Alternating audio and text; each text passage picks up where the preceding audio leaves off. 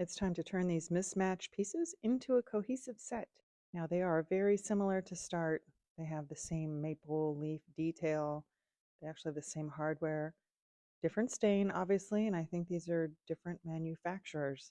The dresser's got a little bit more damage than the nightstands, just failing finish, normal stuff for this age. First thing I want to do is get started removing the hardware. I sped this up because it was a bit of a chore, and you know that had to go.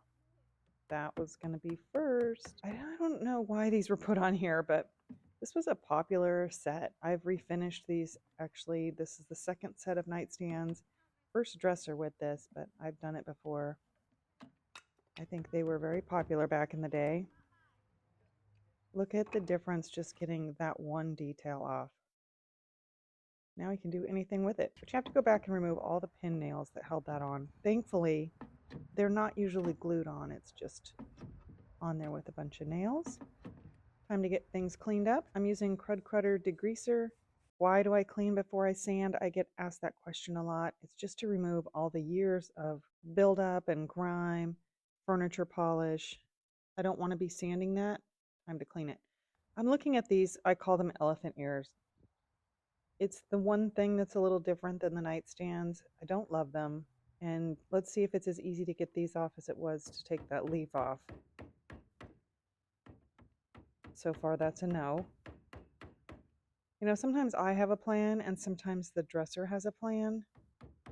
And the plan today is those details are probably going to stay put. I wasn't giving up easy though.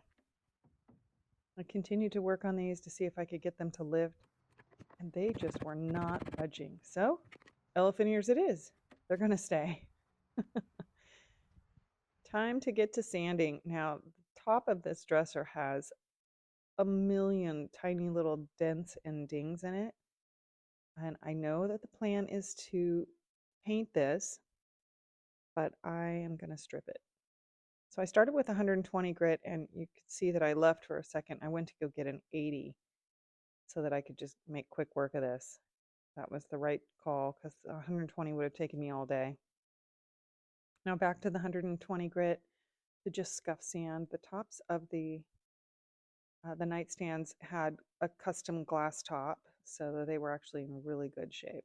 I love it when they come with glass. They're usually in pretty good shape, but I like to resell them with glass. Right now I'm doing drawer Jenga. It's better to figure out where all the drawers go in the early stages so that you don't have to figure it out later. And now that I have them where I want them, I make sure I number them all when I'm taking them out. So time for another good cleaning. And the bottom of this is loose and bumpy, and sometimes it can actually impede the drawer. So I'm just taking my brad nailer and nailing that down. There's a little support underneath, and I just want to attach it. I switched sanders to my Surf Prep so that I could get these rounded edges. And here's another option, is just a sanding pad on my Orbital. There was actually quite a few dents on the edge of this nightstand, so I wanted to kind of use something that would rip away more of the material than the Surf Prep, so I went with this pad. If you don't have a Surf Prep, that's a great option. I took the drawers out of the nightstand and I found all kinds of cards from 2013. There was birthday cards, Mother's Day cards, all kinds of stuff. You'd be shocked at the things we find underneath the drawers.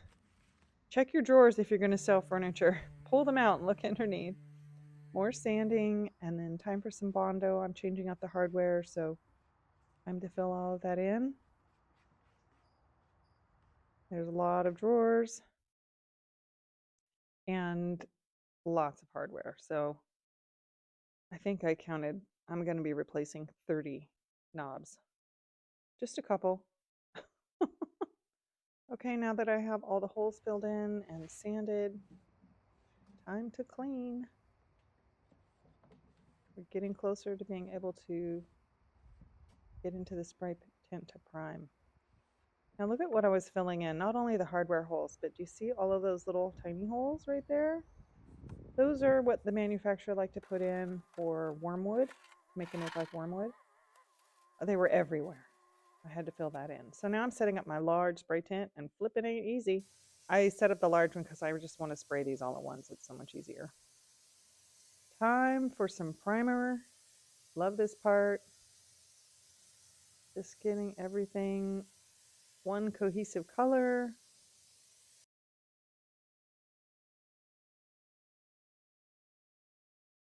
While the primer's drying, we're using some hardware off another piece, and I'm just sanding it. I wanted a brushed look. That worked perfectly. So now I'm taking that same sanding pad I was using on the hardware. It's a sponge, just to do the sanding in between coats. Never skip that. That makes the biggest difference. The time for some paint. So this is a custom color I made. And I have a previous client that's done several pieces with me, and she's getting ready to move away. I'm so sad. And I took two of her colors that we've done pieces for, and I combined them. So it's a 1905 green as well as pale oak by Benjamin Moore to create this cool sage green grayish color. Now, why do I paint with the drawers in? Because it's the easiest, but it does leave these little areas underneath the drawers. So when I get in between coats, I just go in with a little poly brush and some paint, touch all of that up.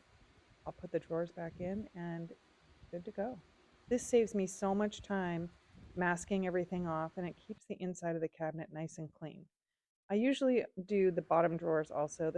The other drawers I can usually paint well, but that bottom drawer, it's hard to get the sprayer up underneath it. So now I'm just measuring for hardware. I'm adjusting my jig, checking everything twice because I don't want to drill holes in the wrong spot. I'm replacing these with just a single knob. Double check again and drill some holes. The hardware placement is a bit different on the dresser than it was originally, just because of the types of pulls I'm using. So I had to drill some holes here as well. Okay, back to sanding again. I'm in between coats of paint. This is the second coat of paint. I mean, spraying is just amazing. I did 2 coats of paint, and we'll follow it up with 2 to 3 coats of top coat. What a finish. You just can't beat spraying. Now I've attached the hardware. One more look back at where we started, and here we are. What a huge transformation. This is just a calming, cool, neutral green that I think goes with any environment. I did a line of drawers. I forgot to film it, but I thought some olive would go with it. I hope you like it. Make sure to follow for more.